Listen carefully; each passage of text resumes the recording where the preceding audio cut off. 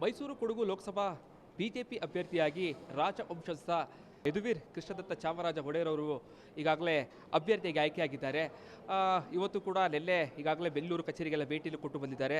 ಇವತ್ತು ಕೂಡ ಒಂದಷ್ಟು ಪ್ರಚಾರಕ್ಕೆ ಹೋಗೋರಿದ್ದಾರೆ. ನಮ್ಮ ಜೊತೆಗೆ ಮಾತಾಡೋದಕ್ಕೆ ಈಗ ಯದುವೀರ್ ಅವರಿದ್ದಾರೆ, ಅವರನ್ನು ಮಾತಾಡಿಸ್ತಾ ಹೋಗ್ತೀನಿ. ಸರ್, ಭಾಳ ಪ್ರಮುಖವಾಗಿ ರಾಜಕಾರಣ ರಾಜವಲಯಕ್ಕೆ ಹೊಸ್ತೇ ಅಲ್ಲ ಸರ್, ಆದರೆ ಇವತ್ತು ನೀವು ಬರ್ತಾ ಇದ್ದ ರಾಜಕಾರಣಕ್ಕೆ ಜನ ಯಾವ ರೀತಿ ಸ್ವೀಕರಿಸಿ ಅಂದ್ಕೊಂಡಿದ್ದಾರೆ ಸರ್?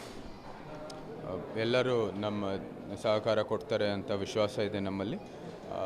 ಒಂದೇ ದಿನ ಇವಾಗ ಶುರುವಾಗಿರೋದು ನಿನ್ನೆಯಿಂದ ಈ ಎಲ್ಲ ಜನರನ್ನು ಭೇಟಿ ಮಾಡಿ ಅವರೆಲ್ಲರಿಗೂ ಈ ಸಹಕಾರ ಕೊಡೋದು, ಬೆಂಬಲ ಕೊಡೋದಕ್ಕೆ ನಮಗೆ ಒಂದು ಅವಕಾಶ ಕೊಡಿ ಅಂತ ಕೇಳ್ತಾ ಇರೋದು ಭಾಳ ಒಳ್ಳೆ ರೆಸ್ಪಾನ್ಸ್ ಆಗಿದೆ. ನಮಗೆ ಸಂಪೂರ್ಣವಾದ ವಿಶ್ವಾಸ ಇದೆ.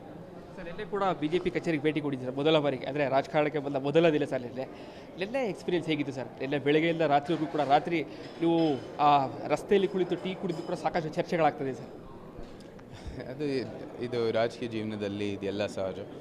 ನಾವು ಮಾಡಬೇಕಾಗಿದೆ.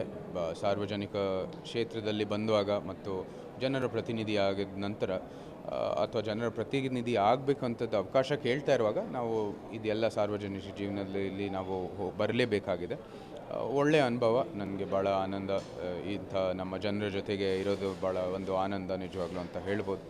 ಮತ್ತು ಅವ್ರಿಗೆ ಒಂದು ನಿಜವಾದ ಒಂದು ಆರ್ಗ್ಯಾನಿಕ್ ಡೆವಲಪ್ಮೆಂಟು ಕೊಡೋದಕ್ಕೆ ಒಂದು ಅವಕಾಶ ಇದ್ದರೆ ನಾನು ಕೊಡ್ತೀನಿ. ಯದುವೀರ್ ಅವ್ರಿಗೆ ಸರ್ ರಾಜಕಾರಣ ಹೊಸ್ತಲ್ಲ ಸರ್, ಅಂದರೆ ಅವ್ರು ನಿಮ್ಮ ತಂದೆಯವರು ಕೂಡ 4 ಬಾರಿ ಸಂಸದರಾಗಿದ್ದಾರೆ ಸರ್. ಇದು ನಿಮ್ಗೆ ಸಹಕಾರಿ ಆಗುತ್ತೆ ಸರ್ ರಾಜಕಾರಣದಲ್ಲಿ?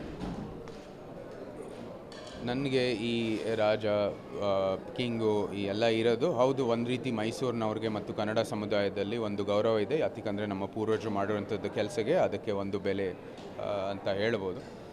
ಆದರೆ ನಿಜವಾಗ್ಲೂ ನೀವು ನೋಡೋಕ್ಕೆ ಹೋದರೆ ಸಂವಿಧಾನದ ಮುಂದೆ, ಕಾನೂನು ಮುಂದೆ ಇದಕ್ಕೇನೂ ವಿಶೇಷವಾದ ಹಕ್ಕುಗಳು ಇಲ್ಲ. ಅದೆಲ್ಲನೂ 72 ಅಲ್ಲೇ ರದ್ದನ್ನು ಮಾಡಿದ್ರು.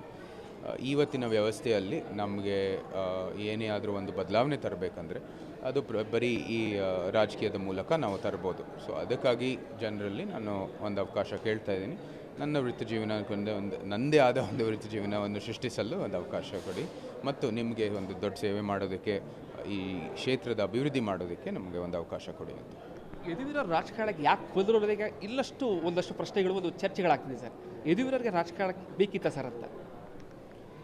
ಅಗೇನ್ ನಾನು ಹೇಳ್ತೇನೆ, ಇವತ್ತಿನ ವ್ಯವಸ್ಥೆಯಲ್ಲಿ ನಿಜವಾದ ಬದಲಾವಣೆ ಮತ್ತು ನಿಜವಾದ ಬೆಂಬಲ ಬೇಕಂದರೆ ಅದು ಬರೀ ರಾಜಕೀಯದ ಮೂಲಕ ಆಗುತ್ತೆ.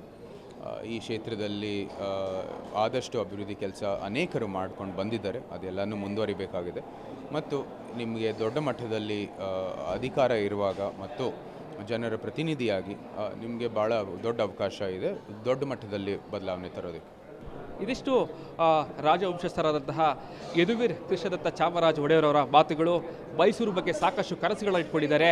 ಸೊ ಹೀಗಾಗಿ ಜನರು ನನಗೆ ಮತವನ್ನು ಕೊಡ್ತಾರೆ ಅನ್ನುವಂತಹ ನಂಬಿಕೆ ಇದೆ ಅನ್ನೋ ಮಾತುಗಳನ್ನು ಹೇಳ್ತಾ ಇದ್ದಾರೆ. ಕ್ಯಾಮ್ರಾ ಪರ್ಸನ್ ಸಚಿನ್ ಜೊತೆಗೆ ವಿನೋದ್ ಪಡ್ವಾರಳ್ಳಿ, ರಿಪಬ್ಲಿಕ್ ಕನ್ನಡ, ಮೈಸೂರು.